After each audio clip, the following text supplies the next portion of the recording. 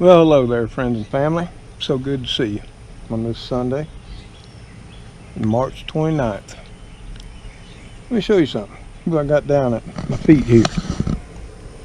This is Cleo. Yep, old Cleo's still having some skin problems. Took her to the vet once. Thought they had it cured, and I'm hoping they do. Of course, her hair ain't growing in good.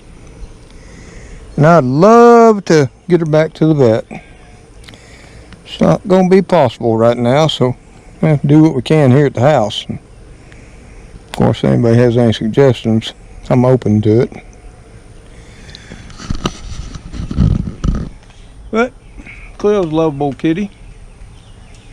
And maybe Magoo and Elrod will visit us while we're out here chatting to you. What I'm going to talk to you about today is about reality. And that reality is changing for so many of us. Especially so for those of us who have underlying health conditions, or those of us who are seniors like myself, and on top of that we have underlying health conditions. And what I'm going to talk about today is one of those things I don't think anybody wants to talk about, but something I've had to think about the last couple of weeks, and I've tried to put it off, but I really haven't had no choice but finally deal with it. And it's just as simple. Many of us, we have, certain possessions in our life. And what I have here ain't much. I got my little piece of property here. It's half acre.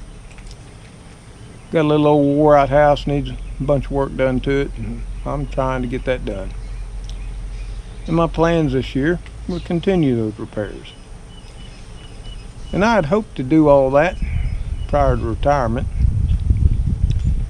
so I'd have a nice home to live in while I enjoyed my retirement. But because of insane work hours and the need to work every hour I could, I just couldn't get that done. But that being said, back when I retired in May in 2018, I thought, well, I'll get it all done next year or two. And this year, I was supposed to continue that. But now, with this virus, that's seeming like that might be unlikely. But here again, this gets back to the subject of what to do with our stuff. That's a touchy subject. And over the last couple of weeks, I've tried to discuss this with my daughter and my son, and they struggle with it. And of course they'll say things like, well, Daddy, you just do what you think's best. We'll be okay with it. But I know from experiencing the passing of my own mother and father that that's not always the way that it works out. And that definitely wasn't the way it worked out for my mother and father when they passed. They had a will, and they left things a certain way, but that caused a lot of hard feelings. So I've been trying to get my children, of course Cleo, she's still at my feet rubbing all over me, that's why I keep looking down, to deal with this and to try to do the right thing. And on my last video that I was putting out, I thought about that more and more while I was editing that video. And once I published it and put it up there, I decided to call my son. And I called him and had a long talk with him. And there's one of my prized possessions that he's real fond of too, and has been since the very first day that we saw it and I bought it. And if you've ever watched any of my walkabout videos, I used to do them quite often, where I'd walk about the yard, talk about gardening, what I had planted, what was going on. I think the last one I did that actually showed this particular possession was on October the 15th of last year, 2019. I can't remember the title. You'll just have to look it up if you want to see it. But when I called him yesterday evening, I told him that I was meaning to give him this for his birthday this year. In fact, I'd planned on going ahead and getting it all cleaned up, getting it all ready to go, where I could give it to him for a birthday present this year. But with this all going on, I decided yesterday as I was talking to him just to go ahead and let it go, give it to him today. And the reason I thought this, because this is something you might not want to be thinking about or you haven't thought about. It's a lot easier now to give something like this away to your children, friends and other family, whatever you want to do, prior to your death and putting it in your will. It's easier now, just sign it over, let your children have it. Now with that said, that doesn't mean old Mr. Tom's giving up. Nope, I'm not. I'm in this for a duration. It may still get me. It may still get me, but it'll get me with me clawing and scraping right to the bitter end. But like I said, I was going to give it to him anyway. So why not do it now? So I don't got to put it in the will or, wait till his birthday. The old man might not make it to then. Who knows? And this was going to be a personal video. And I had no intention of making it public until I was editing it and thinking about it more this Sunday afternoon. And I thought, this just isn't my reality.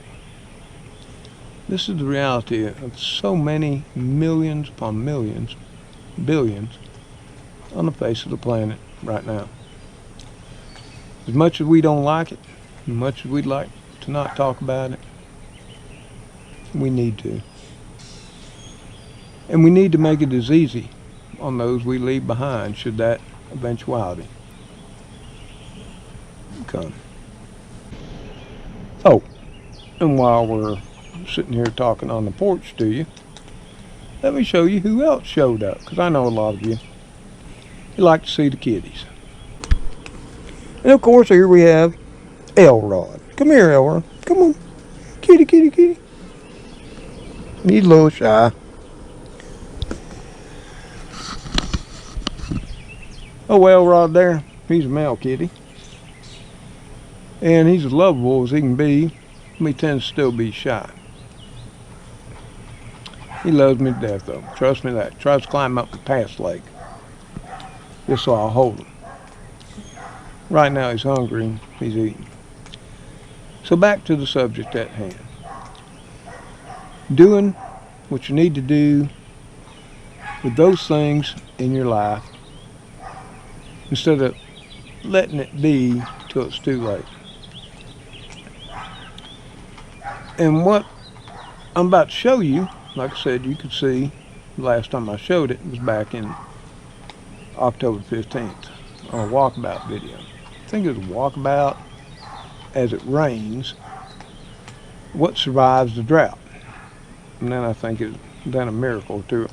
Like I said, I can't remember the whole subject title. So he came by today. And I had to do some things that really broke my heart. You see, I can't risk any exposure to him right now because he lives in Prattville, which is a large city outside our capital, Montgomery. Plus he has a retail business where he's there every day dealing with customers. So his exposure to this virus is about as high as you can get. And I realize that. So today, I took the keys to this possession and I put them in one of those, plastic shopping bags. Went ahead and took the title, filled it out, and I signed it over to my son. And in that bag, I also placed what I hope is not my final letter to him. And I'm not going to read that to you because it was extremely personal. And I'll tell you what, all the way through writing it. I was crying like a baby. What, Elrod? Come on up here. But he came by today, right at 11:30, like he said he would, him and a friend of his, Adam. And we'd already talked. I told him the keys, the title, and a letter to him would be hanging on the screen door handle. And I just couldn't risk him coming in the house anymore. And he said he understood. And as he worked on it and got it ready to go, I watched him out of the storm door on the back of the house, in the back door. And I talked to him, had to raise my voice so he could hear me a time or two while he was doing it. And all the time it was breaking my heart. It was breaking my heart because I couldn't go out and help him get, new battery. It needed a new battery, needed new fuel in it. And that, to my surprise, cranked right back up. And off he went. And we're going to do a little short walkabout, go over to the driveway in the carport, and you'll see what's missing. And then we'll talk a little bit more. So let's walk on around here. We'll walk on down the stone walkway, head into the driveway. Now I'll turn the camera around. But like I say, if you go back and look at that walkabout video on October 15th, you'll see what's missing. Yep, as you can see, there's a hole in the carport now. And there used to sit one of my most prized Mustangs. I've always had an affection for Mustangs. I've had them ever since junior high and high school. Now back then, I was working. But I wasn't working for myself like many kids do. I was working to help keep my family fed, taken care of. I've been working with my daddy since 6 years old and working for a paycheck since I was 13. But there was no extra money for me to even think about buying no car like that. And that's back in the days, for those of you who are my age or older, that was during the muscle car days. Everybody wanted one. And God knows I wanted one too. That wasn't there for me. You know what I drove in high school? I drove a 1963 American Motors Rambler Classic. Yep. 4-door. Now it did have one special feature. It was an old 6-cylinder. It had the front seats they'd lay down, so you could make like a bed inside. I'm not sure why. It was a tan color. And was it fast? Nope. Did it get me back and forth to school and to work? Yes, it did. And I paid $300 for that car. And me and my daddy went through it from the ground up. And it was a fine car. Now I had it for several years. But I'd walk to my car in that parking lot, and I'd see all those muscle cars sitting up on the hill, all parked, the bad boys, high school. Those whose parents had helped buy those cars. And I understand why my parents couldn't buy one for me. But I so desired one. Now all that being said, when I got some extra money, in about 1978, I bought my first Mustang. It was a 1966 Mustang Fastback 2+2. It had a 289 high performance in it with a 4-barrel carburetor and a 4-speed in the floor. It was white, black racing stripes. God knows I love that car. But then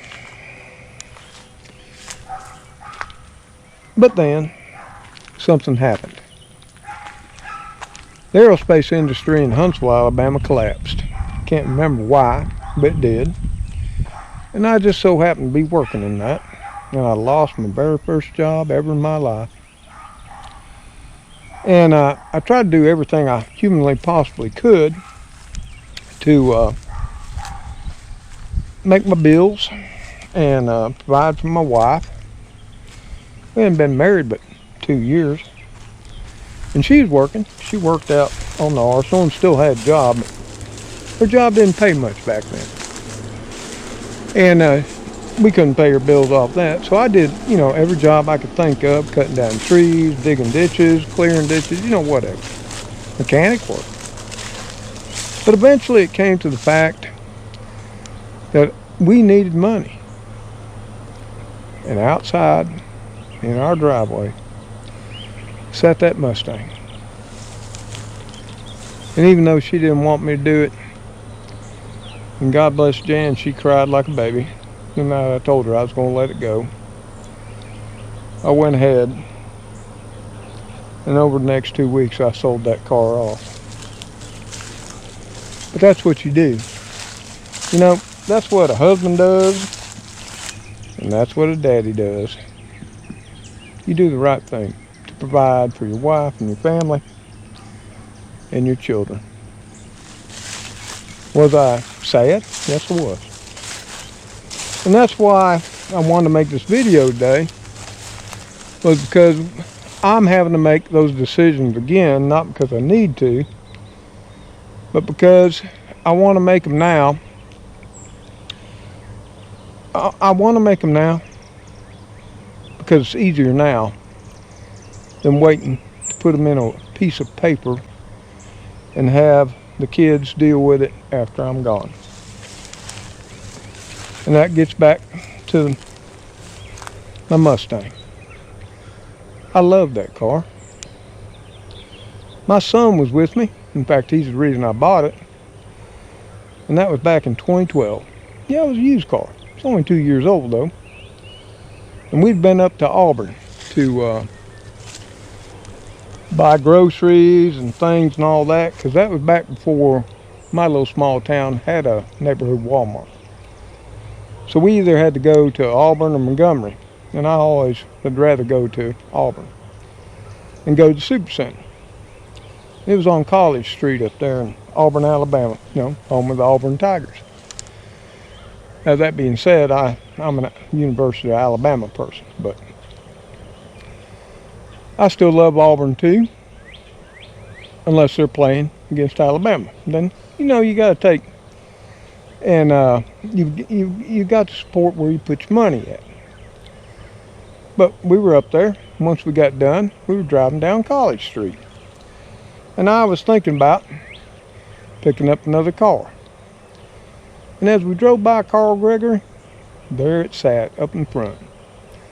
All shiny, black, looking all, muscular. That muscle car look. 2010s had that. And we went ahead and pulled in. On James' insistence. He wanted to take a look at it. And we took a look at it. And not only was it a Mustang GT, and what I wouldn't know right at that moment, it was a very special Mustang GT. And I pondered that as I looked across the hood scoop. And along the hood scoop, it said GT SO High Performance Package. And I'd never seen that before. But anyway, the car was beautiful, low mileage. And I let my son talk me into taking it out for a drive. And we took it out for a drive. Well, he's just thrilled to death. Me, yeah, I liked the car. Did I want to pay what they were asking? They wanted $25,000. And I don't know about all y'all, and I know car prices are way up there. And I haven't bought a new car since 1993. I'd always rather buy used. Most times I buy what's called a program car. I just can't stand to pay the full price for a brand new car. And this wasn't a brand new one, but we drove it. But even then, I said, let me think about it a few days. Oh, well, it won't be here long, this special car. And I thought, yeah, I understand, but you know how car salesmen are. And we drove home. Well, my son, he looking up things, he was just so excited. And he wanted Daddy to have it. So the very next day, I decided, let's go back up and see what kind of deal we can make. And it took all day.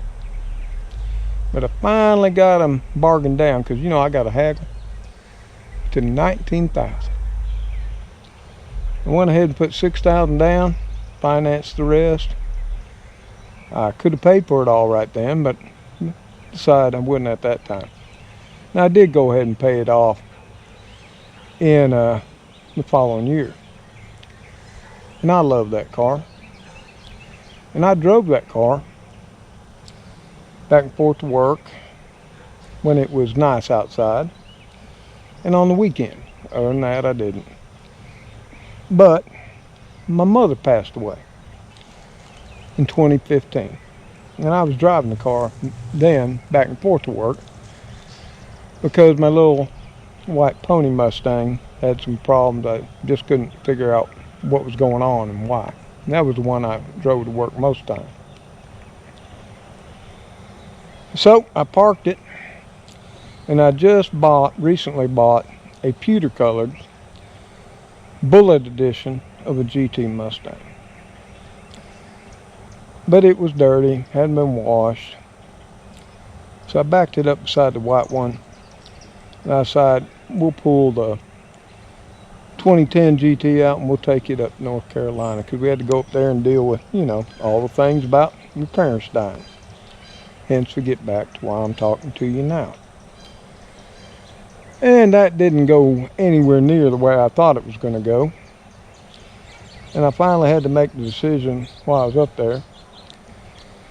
And yeah, I'm the only sibling that didn't move back when my parents decided to move from Alabama to North Carolina. Now my daddy had to do it to follow his job, and he always said he'd come back to Alabama. And we had a little family farm up in Limestone County, East Limestone to be exact, in Alabama. But over the years, they just decided they'd stay there. Bought them a house, they enjoyed it. And in a way, I think Mama and Daddy, it reminded them of the mountains in Pennsylvania and New York where they were from. Or it was as close as they wanted to get without dealing with all the heavy snow. So they retired there, and my two sisters, of course, immediately followed my parents up there. Now my brother, he was living on the family place, rent-free and everything. Of course, the deal was he'd take care of it, and I guess he did for the most part. But at some point in time, can't remember when, my parents finally decided to sell it.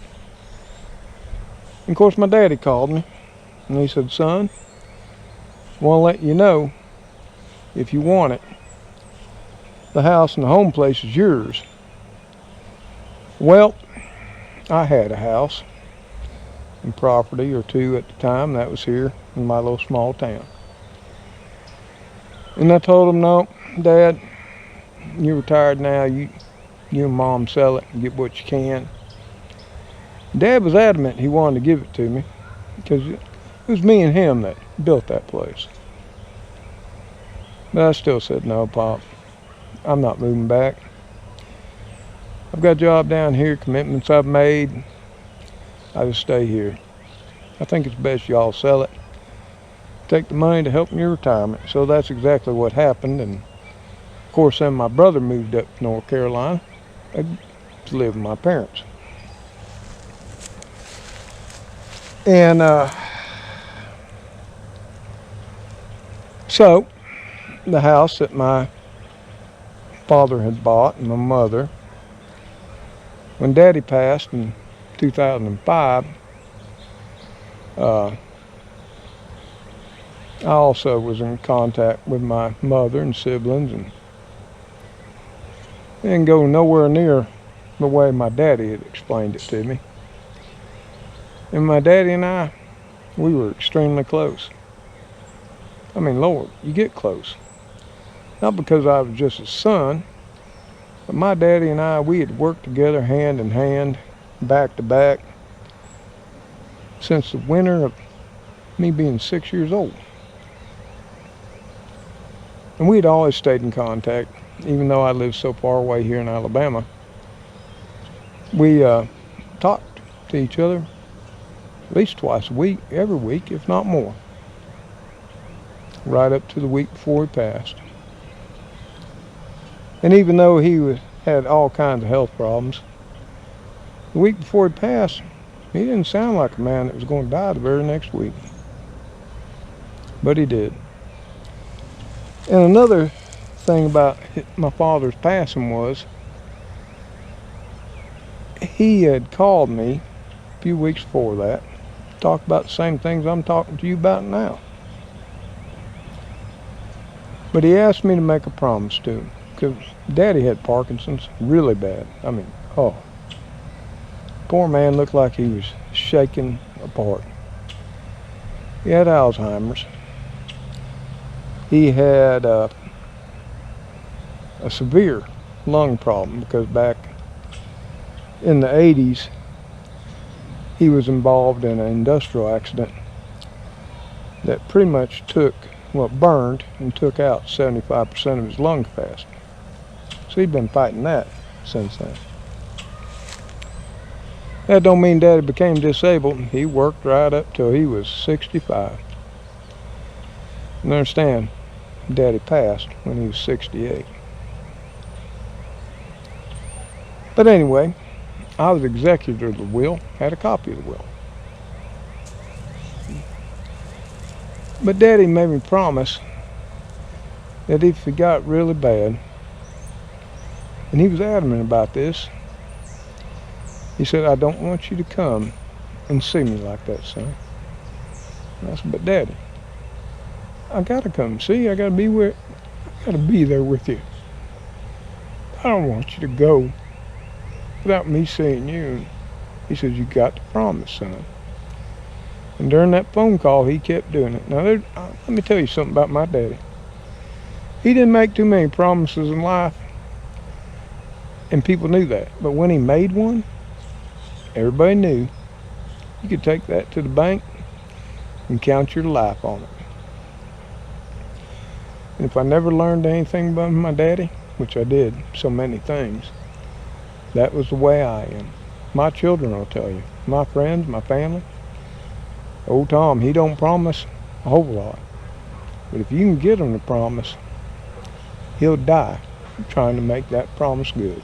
And that's a fact. And that's just the way my daddy was. And he just kept on. He said, son, I don't want this to be the last picture in your mind of how I was. I want you to remember me for how I was in the past when we were together. Please promise me you won't come and see me this way. And this went on for a couple hours that night. And I finally told him, okay, Daddy, I promise you. Of course, Daddy knew I was just like him. If I made that promise, I'd hold that promise or die trying. When I got the call that Daddy had been moved out of his home, which I'll say this, Daddy's only wish was to die in peace in his own home. But my mother and my siblings decided they just couldn't deal with that anymore, so they moved him to a hospice. And as soon as that happened, I started, all my people down here were on me, Tom, you got to go up there and see your daddy. And I told them the promises I'd made, and they said, you're going to regret this. And even then I'd say, no, I made a promise to my daddy, and I'll go after he passes. But in the last few hours of my daddy's life, I decided I couldn't do that. And I went rushing off. In fact, me and James, and I drove like a madman. up to Edwin, North Carolina. I went through Atlanta at times at 120 miles an hour. And I'll never know why we didn't even see the first state trooper or police, but we didn't. But try as I may, I wouldn't make it in time. And Daddy passed. What was worse is my daddy died alone in that hospice, without any family or children around him. You know what? Want to know why? No, my mother was staying there with him. But she'd gotten hungry, and she decided she had to go to McDonald's. And she went, and my father passed away by himself in that hospice, all alone. And that's why, thinking about back and passing of my mother, how all that went, passing of my father and how all that went, didn't even go my way at all. Because they came up with different will, and it finally came down to the fact that I could test everything. Fight it in court, and just say the hell with it and go on with life. Well, I didn't need anything. Would I have loved to have had some things from Daddy? Or had the money he left me? Sure I would. Wouldn't you? But I didn't need it, so I just walked away from it. I did the same thing when my mother passed. Now I went up there to show my respects and be part of her remembrance. But the first thing I made totally clear to my shocked siblings and their horde of friends was when I walked in, I'm not here for anything. You can have it all. You can have the house, the property, the mountain. You can have everything. I just came to show my respect for my mother.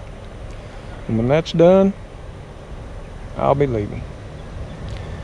And when it was done, me and my son, we left. And we drove home. But before we drove home, I asked my son, was he okay with that? And he said, yeah, Daddy.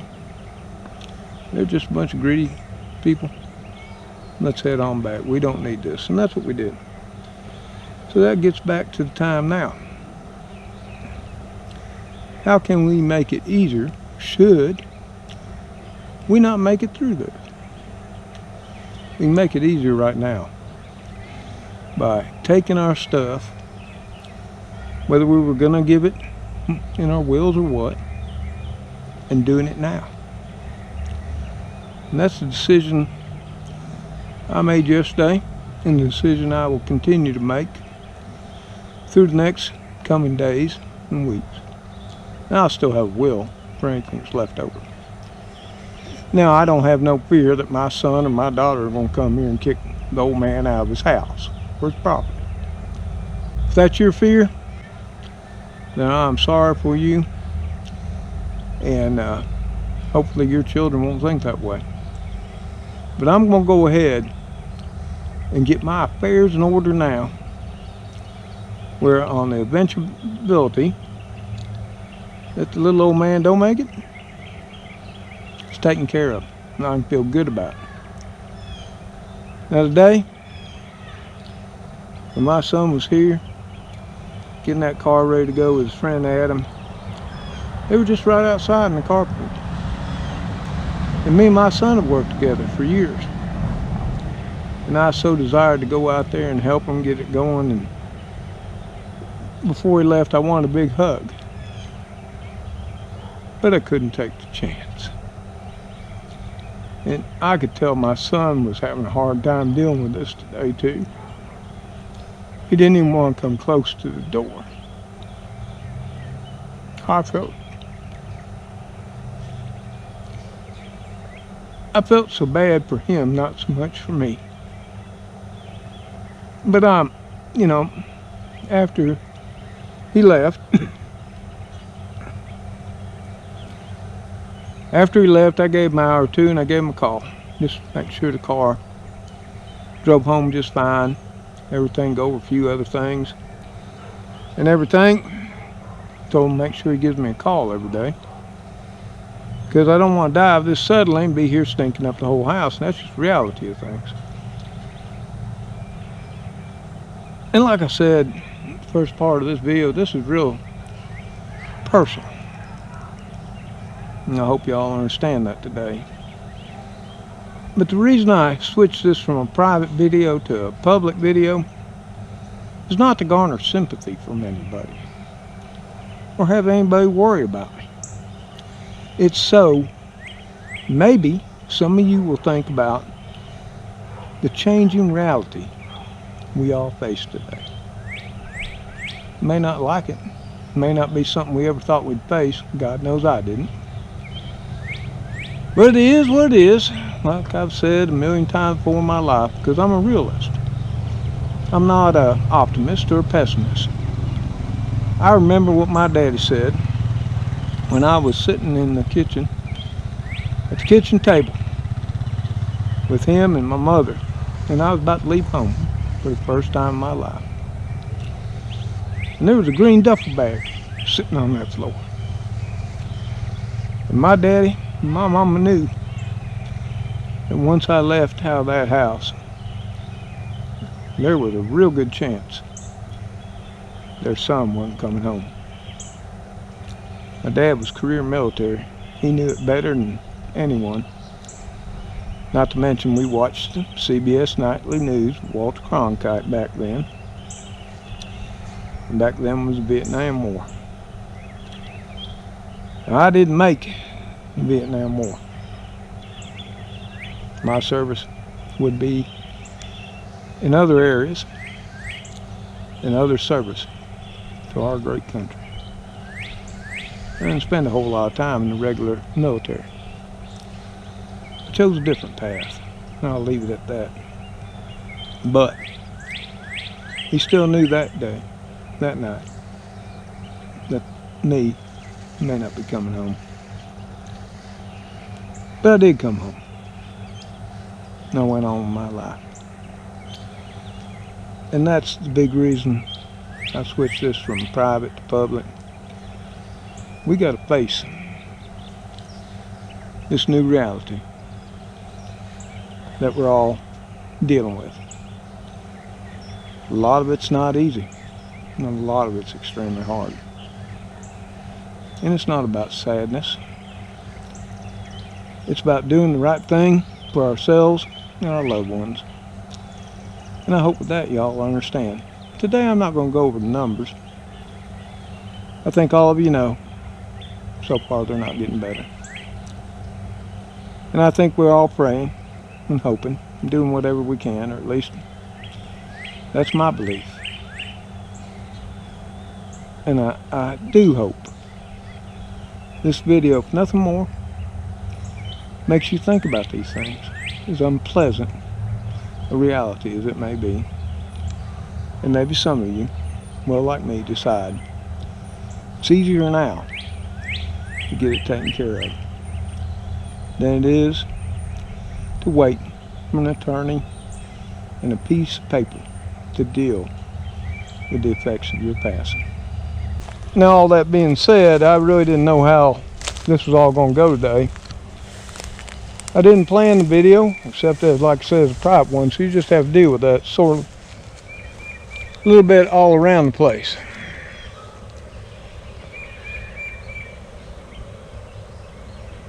But I decided to make it public.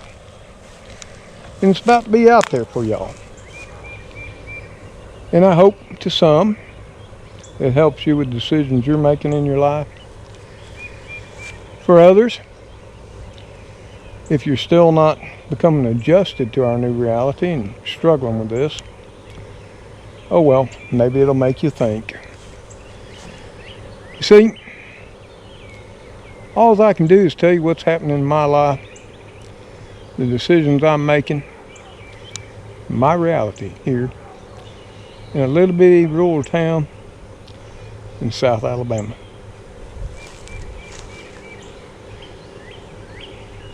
And like I've told y'all, previous video and other videos, I wasn't prepared for this. Never in my wildest dreams did I think we'd be facing a global pandemic. But we are. And the United States has become now the epicenter of the globe. I would have definitely not thought that. I would have thought our healthcare system, our government, our country was way beyond being able to deal with something like this. That somehow, should we be faced with anything even close, we would have just wiped it off the face of the earth and got on with our life. That's not the reality. So y'all, I'm going to leave it with you this Sunday. And I do hope all of y'all are well, you're healthy. I do hope you're taking the precautions in life that you need to keep from being infected. And God knows I don't want any of y'all to die. Just like I don't want any of my children, my grandson, my personal friends and family around me to die either. In fact, if God will take one sacrifice to make this all go away, I'm willing to let him take me.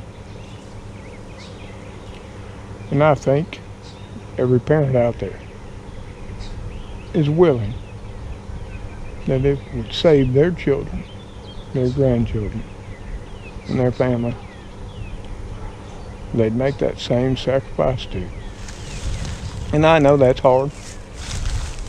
And I know many people are going to say bad things about what I just said.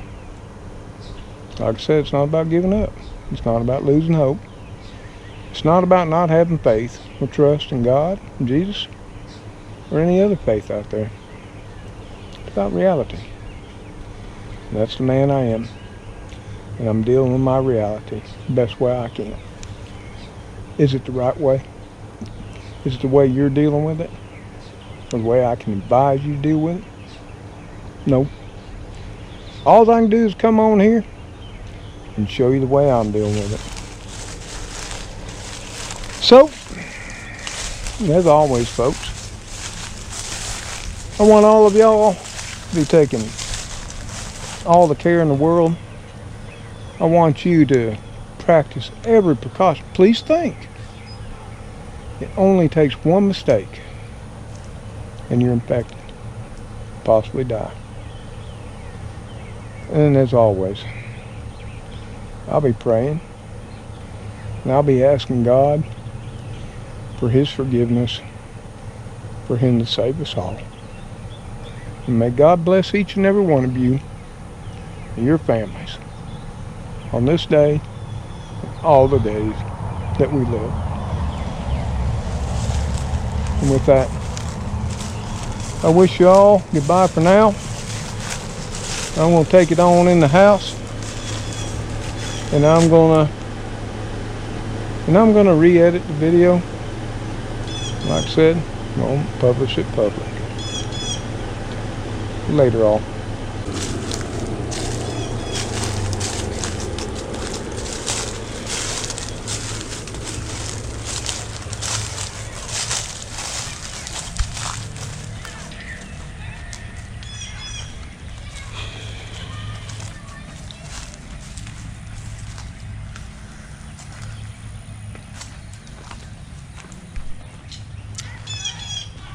Yep, I miss the old Mustang. Had many good times in that car. I hope my son does too. I'm sure he will. Well, let's head her on in the house. Call this one a wrap.